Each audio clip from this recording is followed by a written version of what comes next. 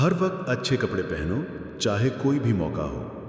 کسی بات کا فوراً جواب نہ دو، تھوڑا سوچو پھر بولو۔ دروازہ کھولنا یا کسی عورت کے لیے اپنی سیٹ چھوڑنا اچھی عادت ہے۔ جو لوگ مشکل کو صبر سے برداشت کرتے ہیں اور غصہ نہیں کرتے، ان کو ہرانا مشکل ہے۔ بلند آواز میں بات نہ کرو، کیونکہ دھیمی آواز میں بڑی طاقت ہوتی ہے۔ اگر کوئی قیمتی چیز چاہتے ہو تو سخت محنت کرو۔ جو چیز تمہارے ہاتھ میں نہ ہو اسے صبر سے مان لو۔ ہاتھ ملانے سے تمہاری شخصیت جھلکتی ہے، اس لیے مضبوط اور گرم جوشی سے ہاتھ ملاؤ۔ اپنی پس منظر کو خود پر حاوی نہ ہونے دو، کیونکہ تمہاری ذہنی صحت دوسروں کی باتوں سے زیادہ اہم ہے۔ چلتے وقت کسی عورت کا سہارا بنو، وہ محفوظ محسوس کرے گی۔ اپنے دکھ کو اپنی طاقت بناؤ اور خود کو تباہ ہونے سے بچاؤ۔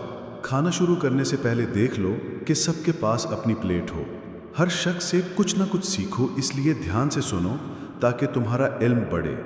کم از کم ایک کام پر پوری محنت کرو، پھر نتیجہ دیکھو۔ وہ بات زیادہ اہم ہے جو تم نہیں جانتے، نہ کہ وہ جو تم جانتے ہو۔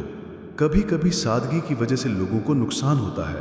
اچھی صحت، سکون والا دماغ اور خوشیوں بھرا گھر ایسی چیزیں ہیں جو پیسوں سے نہیں ملتی، ان کے لیے محنت کرنی پڑتی ہے۔ مسکراہٹ تب سچی ہے جب آنکھیں بھی مسکرائیں، صرف ہونٹ نہیں۔ سامنے والے کی آنکھوں میں دیکھ کر اعتماد سے بات کرو۔ جہالت ایک بوجھ ہے اور علم ایک طاقت ہے۔